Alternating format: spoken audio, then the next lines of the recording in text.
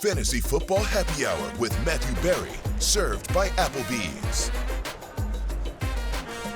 Welcome to the Fantasy Football Happy Hour, Day 3 on Radio Row for Super Bowl 59 in New Orleans. Connor Rogers alongside Matthew Berry, and guess what? If we needed a louder way to start off our Wednesday interview schedule, we got wide receiver one sitting with us, Justin Jefferson. What's happening, man? It's good, dog. Chilling, man. We're so excited to have you here. So much of an upgrade over Jay Croucher. Oh, my goodness. We're going to see if we can just keep you for the rest of the show's eternity. You want to help us interview some guys, Justin? Why not, just hang man? out? I'm all here for it. Let's go. Fantasy football royalty, Justin, obviously elite wide receiver in the NFL. I want to talk about this season. Going into the season, there were questions around the quarterback in Minnesota. Is it going to be JJ? Is it going to be Sam? What's this offense going to look like without Kirk? At what point did you know, oh, Sam, we got something here? Yeah, I mean, just being in training camp and, just talking with him and picking his brain and just seeing some of the throws that he were making in training camp, I knew he was going to be a good quarterback. We just needed to surround him with some weapons. Me, J.A., T.J., Aaron Jones, those type of guys to help him out. That's all that he really needs is a little bit more help. And that's looking back on it and looking at his career. That's a little bit something that he lacked a little bit was, that extra weapon, that firepower to throw to or to hand the ball to. So to surround him with some of the guys that we had, it worked out really well. We on the show have expected Kevin O'Connell to take home Coach of the Year. Yeah. What is different about him, especially for offensive guys, compared to other coaches you've played for? Yeah, he's a player's coach. At the end of the day, he's a younger coach that been in the system, that played football and knows how you feel mentally, physically. And his ability to just chop it up is one of the best parts about it. He doesn't feel like a coach. He feels like a teammate. He feels like an extra guy that's on the team that you can talk to about anything. And he's just always so joyful, and he loves his job. He loves just coaching football and coaching these guys to become something in this league. So it's definitely good having him around, and it's just a joy to be around, honestly. Since you entered the NFL, no player has more receiving yards in the NFL than Justin Jefferson, over 7,400 receiving yards. You average 96.5 receiving yards per game. That's the highest average in NFL history. Obviously, you've been a two-time All-Pro selection as well. Here's my question to you is, I feel like it doesn't matter who's throwing you the ball. When we were talking fantasy football, people were like, oh, well, Kirk's gone. I'm like, Justin Jefferson performed with Nick Mullins. Sure. Like, he's Justin Jefferson. I could throw him the ball, and the guy's still getting 100 yards. It doesn't matter. He's Justin Jefferson. Yeah. But what are you hoping happens at the quarterback position for the Vikings next year? That's obviously a big topic this offseason. Yeah, and it's funny because we were pretty much in the same conversations last year. When Kirk was leaving, and we're just trying to figure out who's going to be throwing me the ball next year. And honestly, I have the same answer. It doesn't really matter who's going to be throwing me the ball. I'm still going to go out there and perform and still try to be my best, regardless of who's throwing the ball. If I'm double covered, it really doesn't matter. I'm going to make the most of my opportunities, and just with my skill set and my ability to create separation, to catch the ball contested. They just have to give me an opportunity, and I'm going to do the rest for them. You've been that day one star, but everybody loves wide receiver duos in the league. Jordan Addison, it's almost like he's still underrated, but now you guys are forming one of those top duos. What is it like playing with him and how you guys complement each other? Oh, yeah, it's definitely wonderful to play up against him, to really watch his routes and getting out of his breaks, the hands that he have. It's just all coming hand to hand, and I'm just honored to be a guy that he looks up to, and a guy that is a role model, and a guy that goes to practice every single day, and I practice my butt off, and he can see that, and he's going there and doing the same thing. So just taking him under my wing and just try to teach him everything that I can, and just on the field, off the field, just being a businessman at the end of the day, and just of course doing what you need to do on the field. So it's all coming together. He's still young. He's going on his 3rd year. So not everybody can come into the league and, do what I have done. So, he's taking those steps to becoming a top-tier receiver for sure. Yeah, it's been really nice to see. And, you being doubled opens up stuff for J.A. And then they're like, oh, crap, we've got to pay attention to him too, and then that opens up stuff for you. And you're right. And with Hawk and Jones out of the backfield, it's a little pick your poison when you face the Vikings offenses here. I have a question for you specifically about other wide receivers in the NFL. Who else? Like you're the best of the best, but are there other wide receivers? And I guess let's focus on Sunday. Talk to me about the wide receivers in this game. AJ and Devontae on one side. Hollywood, Xavier Worthy, Juju on the other side, Hop. A lot of guys. What are you looking for wide receiver-wise on Sunday? First of all, you just named a ton of guys that are playmakers and that have the ability to change the game at any point. But the quarterback that's throwing them the ball is what's making the creativity really happen, and it's just crazy to see the amount of different plays that they're running and just the creativity that they're doing. But Trav alone, his attention is going to bring 2-3 guys along, and that opens up a lot more. But as a receiver and as a student of the game, I always love the receivers going off and having a big day. I feel like Hollywood, his time is always coming, and I always love seeing him doing what he needs to do, especially leaving Baltimore, and to see him getting the opportunity at the Super Bowl is always wonderful. Always have joy to watch Juju, Trav doing what he always has to do. But for Philly, to see A.J. Brown and to see, a guy from Louisiana get his first Super Bowl, it'll definitely be a wonderful thing to see. I'm pretty sure he's going to be leaking with tears and just to be so joyful and to also win a Super Bowl here in his home state. That would be a fire thing to witness. Who do you think wins? I don't know, man. It's hard not to go against. It's hard to go against KC. What Patrick Mahomes and what he has been doing for the past 3 years. But I want to see Philly win. I want to see Jalen get his first one. All of those, pretty much majority of those guys get their first ring. Right. Saquon doing his thing this whole entire year. Most likely going to be Offensive Player of the Year. Yeah. So I want Philly to win. That's my opinion, but KC always come down to it. They always turn out right. Yeah. I gotta ask you about LSU because it is just amazing. Every time we look around, there's new star receivers in the NFL. Yeah. This year we're talking about Malik. We're talking about Brian Thomas Jr.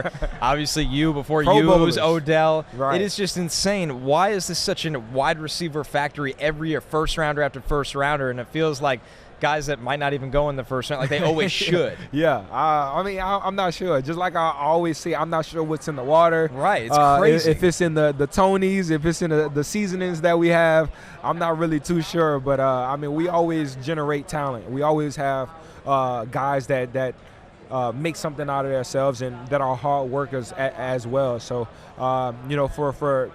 for me and Jahmyr to come up and to see Jarvis and to see Odell and to see the different type of plays that they were making, they set the standard. Yeah. And for us to come in to compete and to win a national championship, and then we set the standard for the guys coming behind us. So it's always just a cycle that goes on and on. We're always going to have that talent that's coming through Louisiana. It's just all about what they want to do and the hard work that they put in to be that top tier receiver in the league. Do you guys talk to each other? Is there like an LSU wide receiver text chain? We definitely need to make one. Right. That's for sure. We definitely don't talk as much as we probably should. But I feel like just the love and just watching each other, it will always be there, and we're a brotherhood at the end of the day. We call ourselves Receiver U. We have the best guys that's coming out of there as receivers. So the connection will always be there. The bond will always be there. We might need to talk a little bit more and have that group chat, just like you said.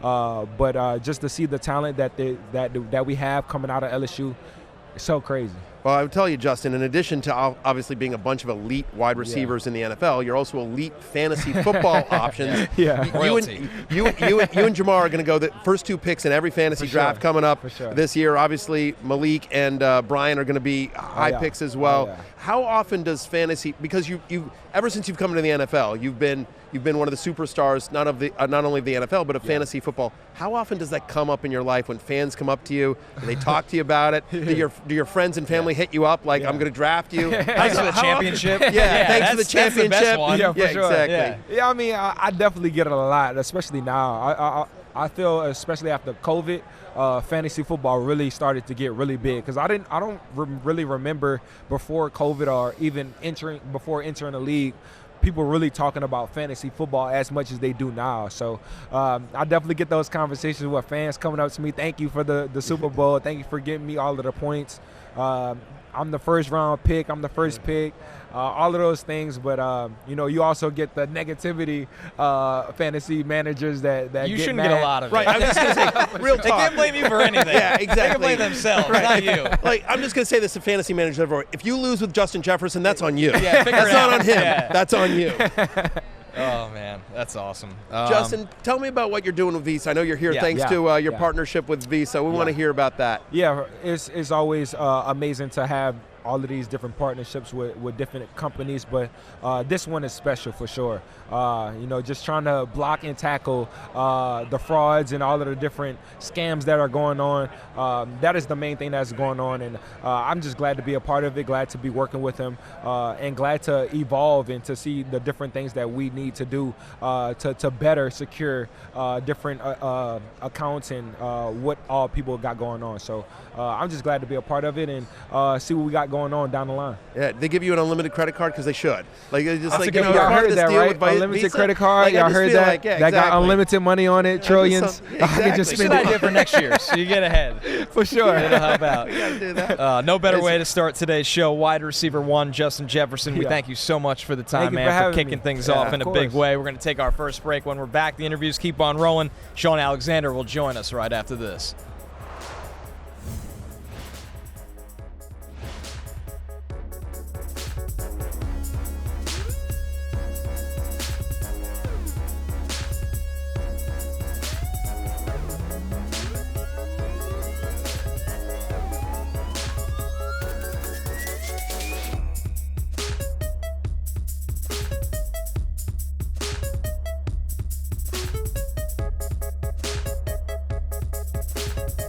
Welcome back to the desk of Fantasy Football Happy Hour. Jay Croucher, Matthew Berry here, along with fantasy football superstar, Lions running back David Montgomery.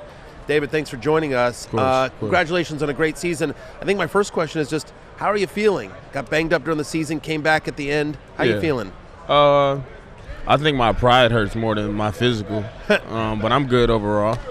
Okay, that's good to hear. David, source of maybe not contention, maybe at this desk, but the Sonic and Knuckles the nickname there. How are you feeling about that? That kind of took off during the season and became a big thing. Do you like the name? Yeah, I think it's pretty dope. I think it's very fitting. Okay. Yeah. Who came up with it?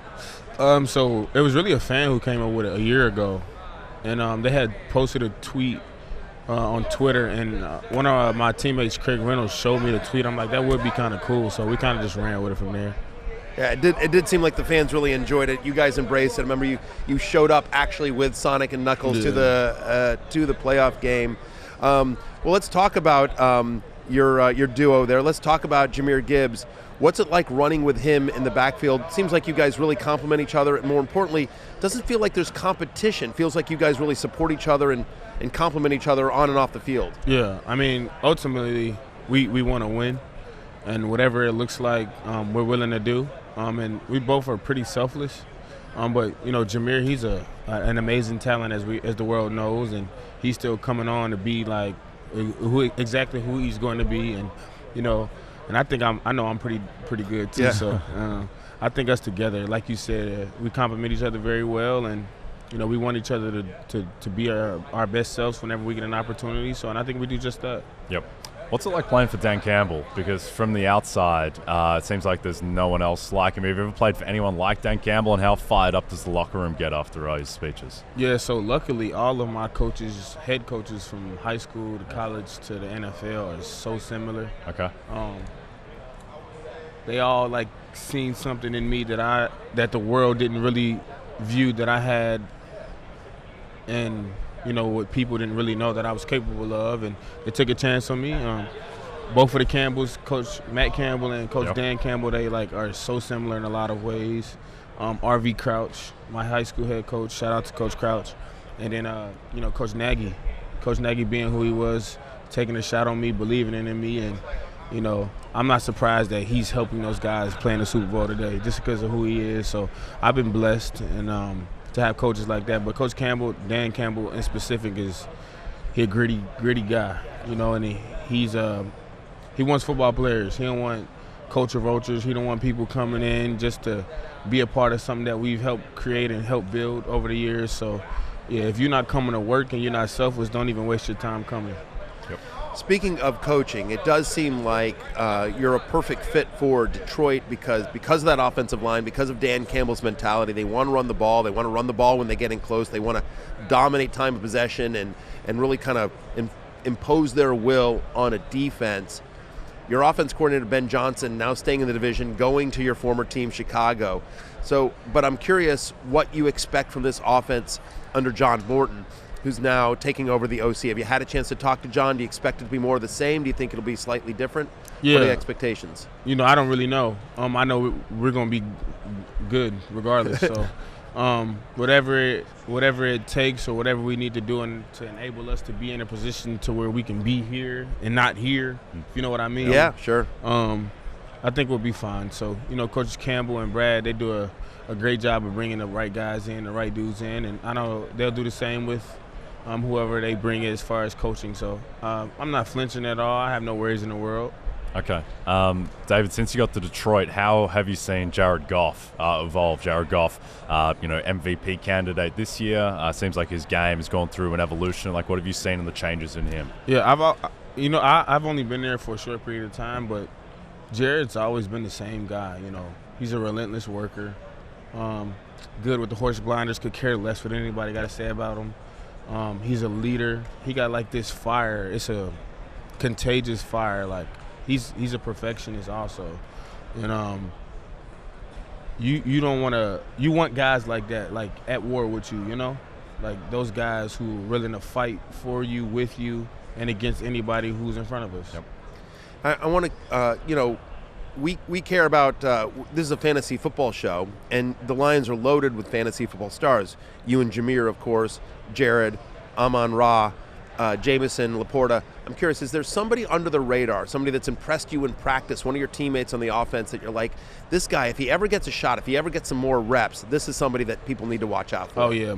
We call him Munch, but his name is Jahmyr Jefferson. Okay, yeah, sure. The running back, yeah. Yeah. He's the guy. When you see it, you'll know. Okay. Just know that I was the one here to say it first. Understood. Okay. Dynasty leaguers out there, Jahmyr Jefferson, mentioned that name. I mentioned earlier Ben Johnson moving over to Chicago to your former team. What are the Bears getting in Coach Johnson? Yeah, again, they're getting a perfectionist, somebody who works like I've never seen anybody work as hard as he does. He's funny in his own way. You just got to get comfortable enough with him to understand his humor. But yeah, overall, you're getting a great guy and somebody who's willing to go at bat for you if you're willing to put in the work for him. Okay. Let's go back to Jahmyr Jefferson for a second. I know you said you know it when you see it, but what is his skill set? What does he do so well? Obviously, it's a tough running back for him to break into. He can do everything. Yeah. There's nothing that I can't. There's nothing I can say that he can't do. He can do everything. Okay. Wow. The whole world. Okay. Absolutely. I'm going to go make a claim on him in my league as soon as this interview's over. Hey, David, obviously you care about the Lions winning and you don't care about fantasy football, but how often does fantasy football come up in your life? Do fans come up to you? Do you talk to you? Do family members reach out? Have you ever played it yourself? Yeah, I mean, fantasy it's evolved with the game. I never played fantasy. I'm not really a big fan of fantasy. Fair. Just because of some of the things that are said to me when I don't get points or do stuff like that. But I think it's cool, like, for the fans, as far as them being able to feel like they're more involved into the game and, like, them knowing if they're right or they're wrong. But I think ultimately, like, for the fans, it's super good. But for the players, it's a little different. Yeah, absolutely. I'm sure. Well, I apologize on behalf of any asshole that, like, reached out to you on, good. I always feel like, because sometimes we hear that from players, and I'm always like, yeah, you know what? There's probably like 10% of Lions fans that are jerks as well, right? And like there's 10% of fantasy players, but most people, I think fantasy managers, if they saw you, they'd be like, hey, David, we're a fan. Can I get a picture? Can I, get an autograph? Whatever. I'm so thrilled. Thank you. I have your jersey. I root for you. I watch you on Sundays. So I'll just apologize for that. Do you get hit up for advice? Does anyone in your family members hit you up or anything like that? About fantasy? Yeah. My family know not to come to me about no fantasy. Oh, there you go. They know not to come to me. It's smart. David, what do you think is going to happen on Sunday? I don't know. I don't really care, though. Yeah. I ain't playing, so Yeah. I'm not watching the game. Yeah, okay. Oh, you won't Okay. watch the game? You won't No. even watch the game? Not at all. You're not there. Do you follow like how other running backs are doing in the league? Like For sure. Saquon season, do you guys, have a community, you look at certain things and parts of other players' games that you look to bring into your own game? I mean, I do that personally. Yeah. Like, Saquon's, he's a freak. Yeah. Jahmyr is a freak. You see guys all the time, and you're like, okay, let me see how I can kind of do this, or I can finagle my way to try to, like, do different moves. And, it goes around the league. It shows, it's like paying homage and respect. Yeah. Like, to see another player who plays the same position to you, and you being selfless enough and say, I can add that to my game. Yep. Perfect. I'm going to apologize, David, but I want to be honest here. So I am a lifelong Washington fan, Washington Commanders fan. So I love you guys. I've said this before. I said, like, I wanted Commanders to win, but, like, if they didn't win, I wanted the Lions, because you guys have 100% approval rating. Everyone's rooting for the Lions. But I was just curious, because this is a selfish question for me, but sitting on the sidelines in that game, what did you see from Jayden Daniels? Yeah. He nice. I wouldn't be surprised, like, if in a couple of years they talking about him being, like, the best quarterback in the league. Yeah. Like, I've never seen someone so young outside of Justin Fields, because I played with Justin, but, like, could be so poised and not really care about, like, the negative, ambiguous things that don't really matter. Like, I've never seen somebody, like, speaking in reference to Justin, like, coming in every day and giving you his all, no matter what it may look like. And when I look at Daniels, I look at him, I'm like, he remind me of Justin. He just, like, he in a different place, and they play the game different, but I'm like, yeah, he's elite. Yep. Matthew mentioned how the Lions had like 100% approval rating. Feels like all the neutral fans really got behind this Detroit team. Like, no one disliked the Lions really, outside of maybe other fans in the NFC North. Did you kind of feel that all season? This was a special team that kind of everyone was getting behind, not just Lions fans. For sure, people definitely showing, like, love to the Lions. But I think the city, like, I think Detroit just deserves so much love. Yep. Like, the place of that, like, the people there, beautiful people. Yep. They care so much. And, it make you, like, me in specific, it makes me, like, want to go harder whenever I'm doing something that's trying to attribute or try to help us win. Because, like, you see the people in the city and you know how bad they want it. We were there at Ford Field for Football Night in America, the final game of the season. Your guys win against the Vikings, and just the atmosphere is so crazy. I'm not a football player, but I don't know how you don't get up with that kind of energy. Yeah, for sure. And I didn't even get to play in it, so imagine how I felt. I'm like, ooh. I can imagine. Last question for you, David. I know that you grew up and you were a scout. You were an Eagle Scout, right? For sure. And I know you're here in support of Scouting America. Mm-hmm. So talk to me about your work with them. Yeah.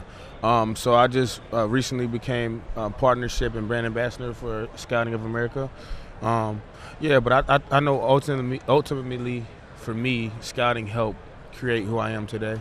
And there's a lot of misperceptions on what scouting is. I'm a ball player. I'm a professional athlete. I've been playing ball since I could remember when I was walking.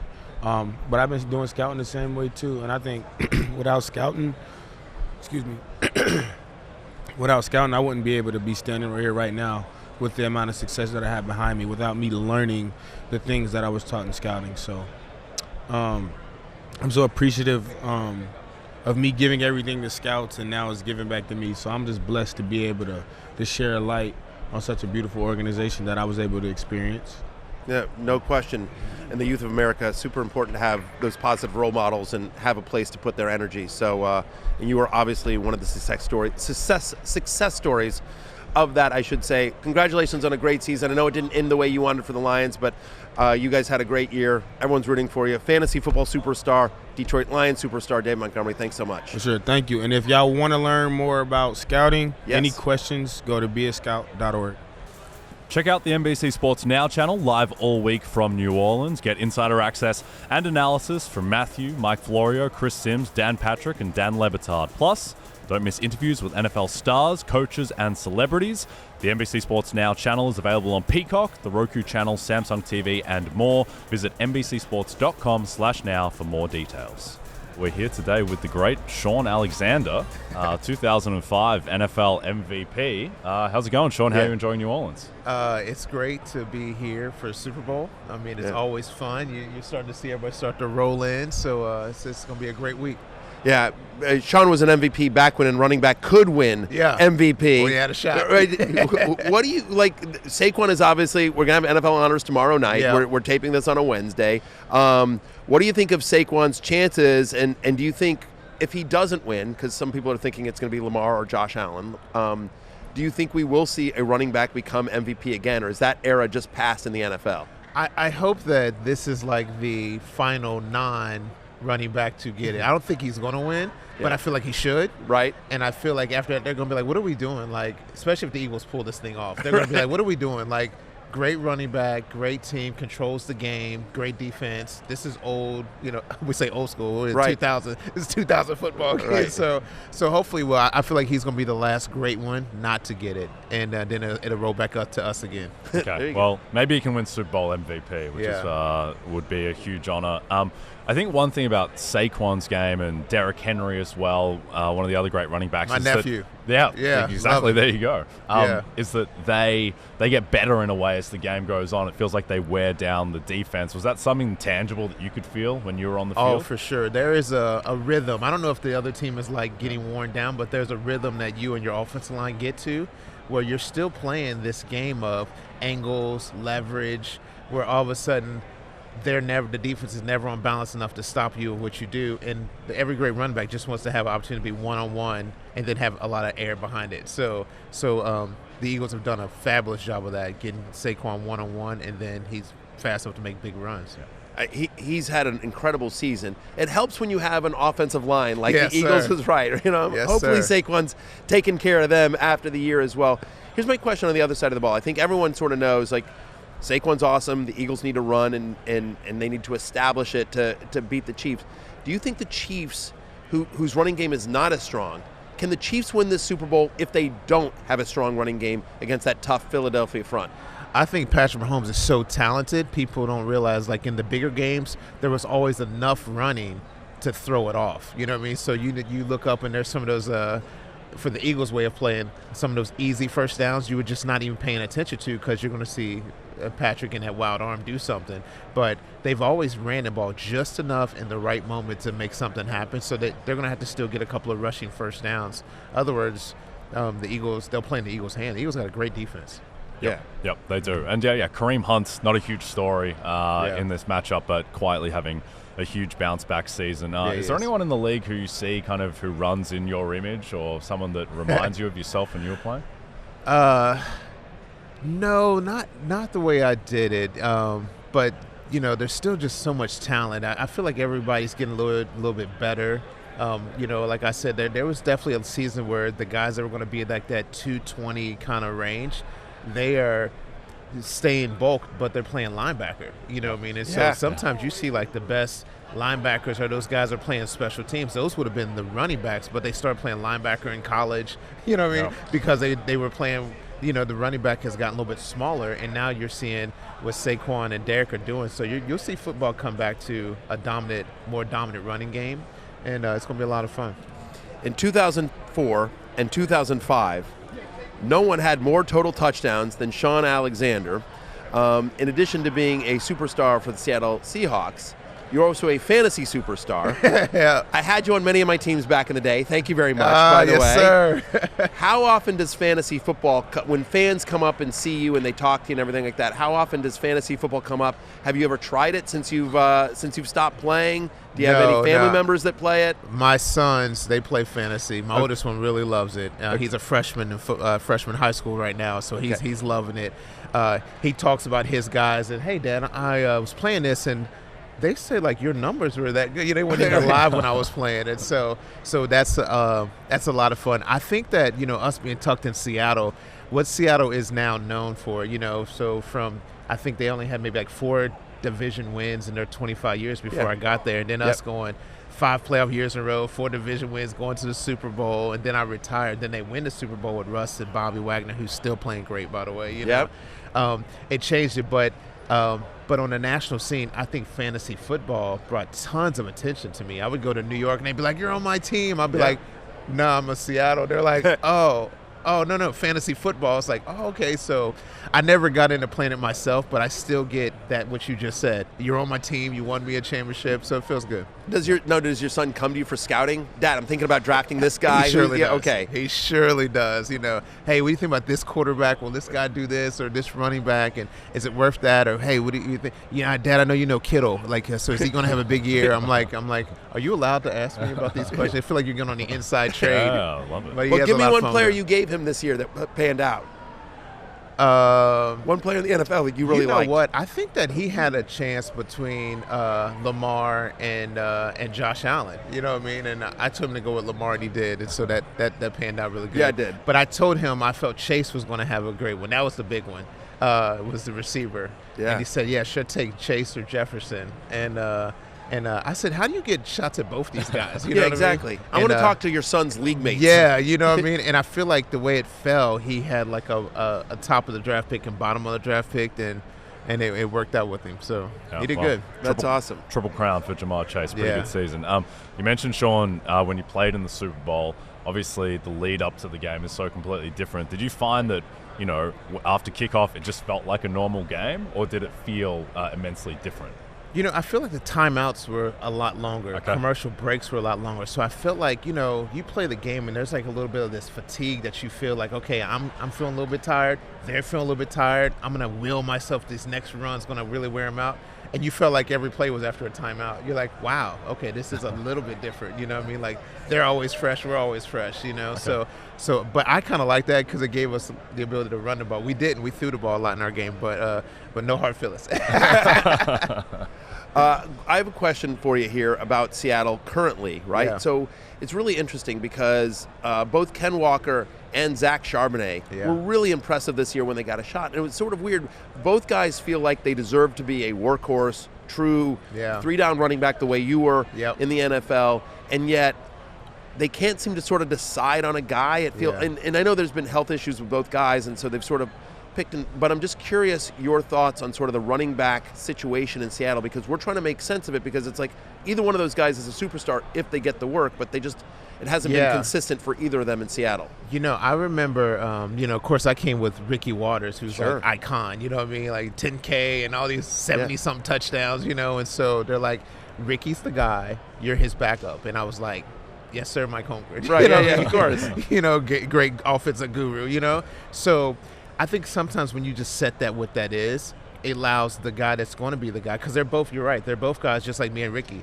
The more we're on the field, the better we're going to perform. And so I feel like they've made Kenneth the guy and Schaub the backup, and then Kenneth goes down and they flip, and then the Schaub, it's a weird situation, but I agree with you. You have to pick one. I remember the 49ers had that same issue with Joe Montana and Steve Young. They have to pick one, because if you don't, make it very clear this is the guy and the other guy's the backup, it actually damages the whole team and also the rhythm.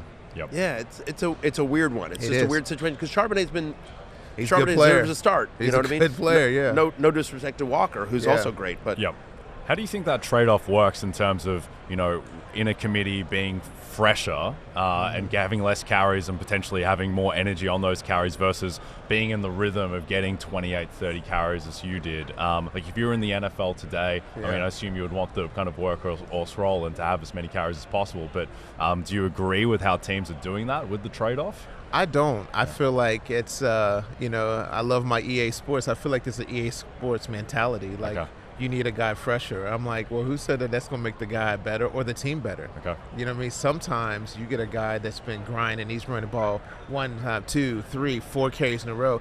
He's breathing a little bit heavy. The line's breathing a little bit heavy. And they're like, hey, y'all, let's finish this drive. Next thing you know, there's boom, boom, boom, boom, boom, and it's touchdowns. And everybody, they're all coming to the sideline exhausted and victorious. There's something in the mentals that's really, really good when that happens, where you swap a guy out and, it's just, it doesn't feel the same as a guy taking a drive and you're smashing it down somebody's throat the whole drive. Just on that, I always find it funny when after a guy breaks a 50-yard run and then gets tackled at like the 3 and then gets taken out and then someone else runs it in at the goal line. When you're always in that situation, did you always get that extra kind of burst of energy because you're so close to getting into the end zone to get the next carry? Oh, no, we ain't getting pulled over. Exactly. There's a difference in guys too right there. Right. I do feel like that's a part of where you got to finish the run, but also there was just something different. You felt like you would finish the drive. Yeah. So not only would you stay in the game, the coaches felt like they wanted to let you finish it. Yep. Where, I think that once again, people play the physical side of it, but they don't really lock into the mental side of it, where your guy breaks a run and mentally he's like, man, okay, finish this drive. Yep. They're going to store with a touchdown. You bring another guy in and maybe you throw the ball or maybe you try. It's still off of gimmicks and schemes where sometimes it's still football. Man up. Oh, y'all knock this thing in. Yeah. And reward the guy. Reward the guy for getting you down there. Some of that goes to, play calling, though, so I want to bring that up here. Interesting dynamic for you specifically, Shaun, because Ryan Grubb was the offense coordinator of your Seahawks this past year. He's let go, but now he's going to Alabama and reuniting with Kalen. I have a son who's a sophomore at Alabama, so roll tide. Roll tide. So I'm just curious of your thoughts about Ryan Grubb going to your alma mater here and reuniting with Kalen. What didn't work in Seattle? Do you think it's going to work in Alabama? Obviously, they had so much success at the University of Washington. Well, he was at UW. It was successful, then went to the pros, and I think sometimes the program is a little bit different. You've got different mentality, different way you're going to coach it, and a different spacing, where it's just different enough to know that you got to put a little stuff, get your timing together. So I don't know if he even got enough time to really put his system in a pro set, but him and Kalen are great friends. They were great friends, first of all, and then they were coaching together, and now they're going to come down to Alabama. I'm excited for what the offense is going to look like at Tuscaloosa for many years to come. Yeah, me too. I told my kid, he gets there, and Saban retires. I'm like, what happened? Yeah, Connor? What'd you do to Rick? What are you doing? Was you in that meeting with all those players? Yeah, I know. Like, and then, anyway, we've gotten, my wife and I, because of our son, we've gotten really into Alabama football this past year. And, just like every weekend, Jalen, what are you? Yeah. I love Jalen Milroe, but then 2 or 3 times a game, he would do something that would drive me absolutely bonkers. Yeah. Well, that's because you've already felt the Bama flavor, which is we got to be the most perfect team every single time. Every single play has to be a touchdown. Jalen's going to be he's going to be a really good pro player. He's going to get in the right system. He's going to do well because he's got all the things that you need to be great. And so he's going to be good. But when every play has to be perfect, he needs to think like Jalen. He needs to throw like Tua. He needs to command the whole game like AJ. You're like, wait a minute, did we just make him Saban's perfect quarterback? There's no such thing. There was a tremendous amount of pressure on him, and it's and he would make a couple of mistakes that would drive me nuts. But on the other hand, he didn't give up 40 to Vanderbilt. Yeah. You know what I mean? Bama's defense has to get better. Anyway, we don't need to turn this into a college football. But do you get back to the university? Are you still involved with the university? I am, yeah. I try to go back to at least one game, one home game every year, and then either the SEC championship or the bowl game. And it's been fun. Like these years with Coach Saban were great. Coach DeBoer was great to me this year. You know, they've always opened up the door since I've retired to come in anytime, and you know, the Bama factory is real. You know. Yep, indeed. What do you think happens on Sunday? Who do you think wins? How do you think the game unfolds? I'm thinking that you know, it's hard to ever bet against Patrick Mahomes, but I've kind of always liked to see the NFC kind of do things well, and so I'm still this old school enough that if you run the ball and stop the run, that the Eagles have a shot, especially if like kind of like that last drive of halftime in the first drive of the game, if they could swing that and get up. And then because the difference between them is if they run the ball in the fourth quarter, they literally do chew up the whole clock. Where, you know, most teams, they try to run it just to let the clock run out. Eagles score touchdowns in their 4-minute offense. So they got a shot. Yep, absolutely. Well, Shaun, you're here today with Stand Together. Can you tell us about your work there? Man, Stand Together, I've been with them, 5, 6, we're on 7 years now. And some of the greatest business leaders and social entrepreneurs in the country, they put together their time, their talents, their treasures to tackle some of the country's biggest issues. I loved what they were doing. Everybody knows about me with Cafe Momentum and the juvenile restaurant ran by juvenile justice kids, and the things that we're doing. But Stand Together has been even more. And so I've been grabbing players across the league, some of the legends, some of the current players, and we've been and introducing them to some of the causes that we're tackling, from child care to community services to you know, just to anything that could help communities get better. And it's just marvelous, the things that Stand Together is doing. Hopefully we'll continue to grow. We'll bring more players in. You know, Miles Kilbrew has been with us, and Rashad White and Damar Hamlin, and so just some of the great young players, and you know, Jonathan Allen with the Commanders. You know, so we're pulling them in to say, hey, like, I want you to leave a legacy on the field, and I also want you to leave a legacy when you're done playing that says, man, we will impact communities at a high level, and it's happening. Well, that's awesome. Standtogether.org for more information if you want to see it. Shaun Alexander, fantasy football legend, NFL legend, Seahawks Ring of Honor, Madden cover guy, Super Bowl participant. Always a pleasure, my friend. Thank you so much. Continued success to you. No doubt, brother. Hey, shout out Applebee's. That looks good, man. Eating good in the neighborhood. There you go. There you go. Okay, set of the Fantasy Football Happy Hour. Matthew Barry, I'm Jay Crouch. We got two stars from the Cincinnati Bengals, Alex Cappa, Ted Karras. Looking on the screen at some of the Bengals' offensive ranks. Great season on offensively, ranked first in the NFL in passing yards. How are you guys enjoying New Orleans? Loving it. Yeah. Radio Row's always a great time. Yeah. You know, it's a little consolation for not playing. It's a fun time. It's like a convention in here. Ted shines on Radio Row, dude. He's a social butterfly. He can kill it around here. And do you need that? Like, are you not? Like, is he like your wingman, so to speak, all jokes aside? Oh, he's 100% my wingman. Yeah. It's good. He breaks the ice, and then I can come in and trickle where I need to, you know? Literal wingman in this case. Literal wingman. Yeah, I usually break the ice, and then Cap can corral everyone, bring us back down to some – I had some manic idea. I won't let him go off the rails. You know, we'll be all right. Well, I know that Joe Burrow is coming tomorrow for Radio Row. Has he called you guys? Said, like, I might need protection as well, because I feel like that guy gets swarmed everywhere he goes. Something tells me he's going to be all right around here. I think he'll have a crew taking care of him. Yeah, probably. Yeah. I'm in and out, so yeah, I'm sure that's going to be a madhouse tomorrow with Joey B walking around. Absolutely. Let's talk about the Bengals season here for a little bit. We saw Chase Brown break out, in part because of great blocking, but talk to me a little bit about his season and sort of what you saw out of Chase blocking for him this year. I mean, I don't think we were surprised by his success. We know the kind of player he is. You can see how explosive he is, how hard he runs, and he just finishes runs the right way, dude. He gets downhill and runs through people, and that combined with his speed, he's a serious weapon. Yep. Ted, how do you evaluate the season overall? Obviously, lots of ups and downs, didn't get to where you wanted to, but I mean, on offense, you guys were an elite offense. You really finished the season strongly, did everything that you could down the stretch.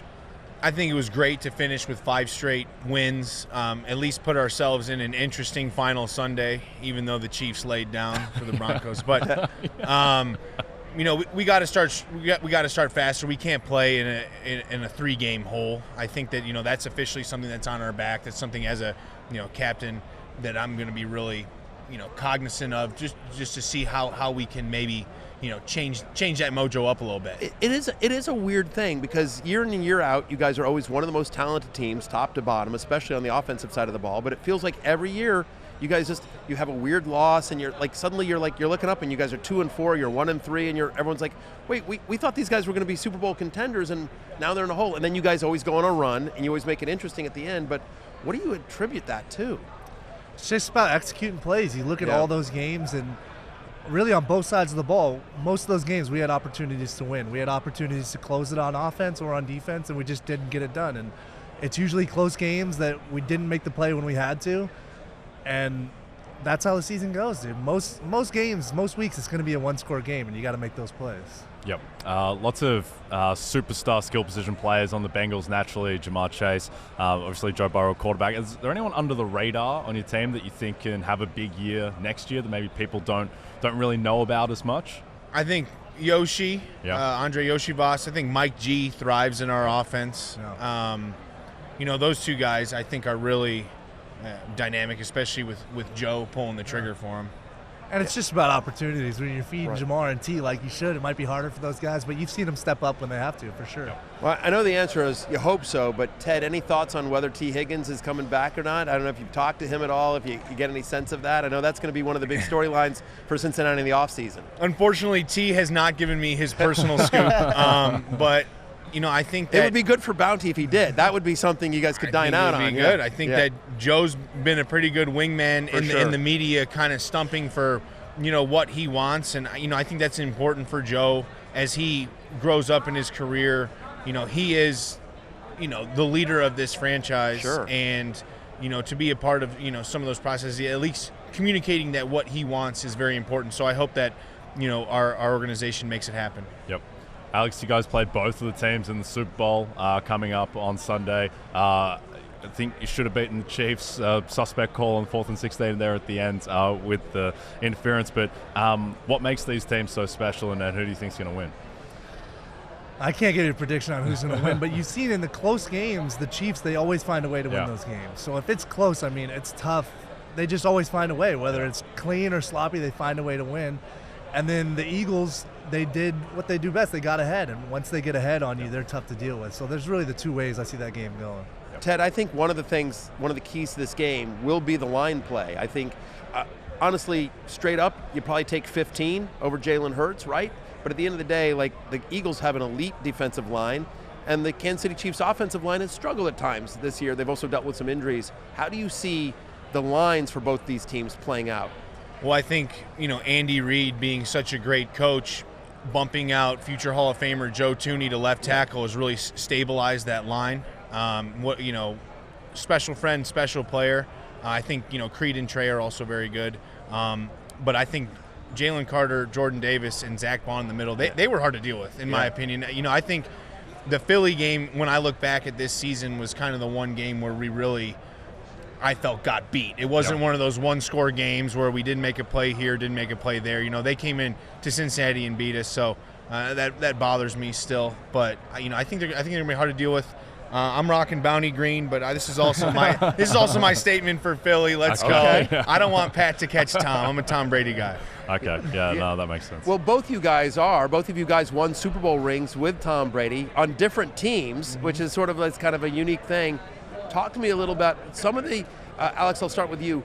Some of the conversation has been if Patrick Mahomes wins here on Sunday, 3 straight Super Bowls, 4 under the age of 29, is he the greatest of all time? Is he better than Tom Brady? And so I'm curious, as somebody who has been around greatness with Brady, been around greatness with Burrow, played against Mahomes, curious how you break that all down. To me, it's tough because you see on social media, there's always look at their first 9 years compared or whatever. But what makes Tom so good is he did it for 20-something years. Yeah. So it's tough to anoint someone. If Mahomes is still doing this when he's 40, you definitely could have that conversation. So to me, that's kind of what separates him when you talk about the GOAT conversation. I made that exact argument the other day when somebody said that to me, that they thought if Mahomes wins, he's the greatest of all time. I'm like, all due respect to Patrick, who's unbelievable, and he's a first ballot Hall of Famer if he never throws another pass in the NFL, right?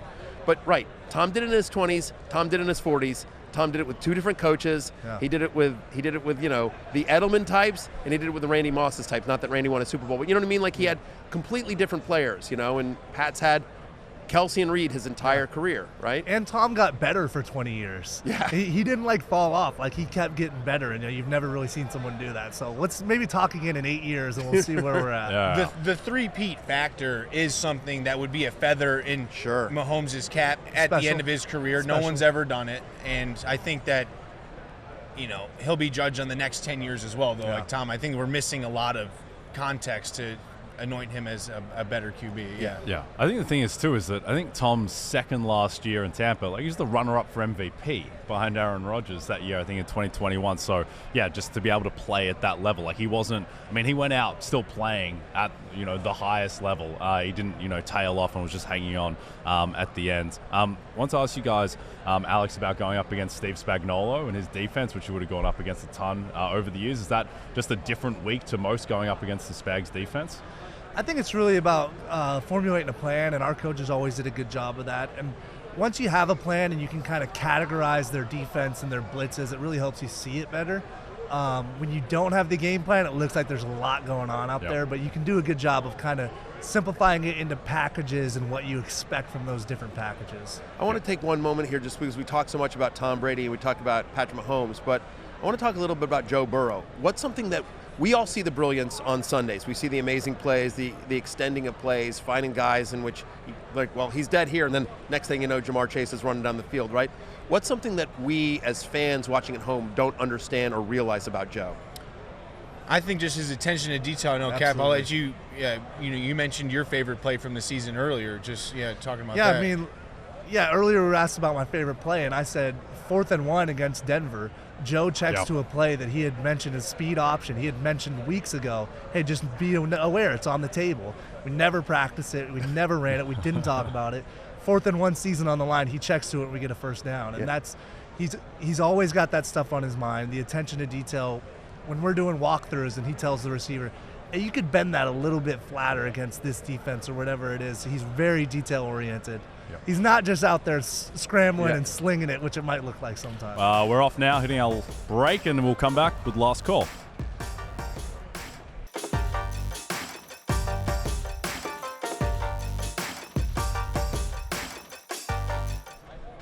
DraftKings Sportsbook is the #1 place to bet touchdowns, and all customers can get their Super Bowl 59 touchdown bet matched as a bonus bet. Download the app and use promo code Barry when you sign up. DraftKings Sportsbook, the crown is yours. It's time for last call. Let's take a look at the notable rushing yard props for Super Bowl 59. Jay, anything on this board that you'd play? Yep, terrifying bet, but I'm doing it anyway. Screw it. Saquon Barkley under 112.5 rushing yards. Kansas City been very good at limiting explosive runs this year. I'm actually going to, while you zig, I'm going to zag a little bit. I've been taking his longest rush prop for weeks. It's over 25.5 this week, which is insane. Yeah. And I'm still going to take the over because I refuse to bet against this man. I'm also taking a rushing prop over, but it's Patrick Mahomes over 29.5 rushing yards. He's been over this number in 4 of the last 7 playoff games. He's been over this number in his last 3 Super Bowl games. I think the Eagles will get pressure, and Mahomes in the playoffs does whatever he can. Superman cape. He's going to tuck it and run. Give me over 29.5 rushing yards for number 15 on Sunday. I like that a lot. Thank you, Justin Jefferson. Thank you to the Bengals offensive linemen. For Jay and Connor, I'm Matthew. We're back tomorrow with Fantasy Football Happy Hour. You don't have to go home, but you can't stay here. Peace out.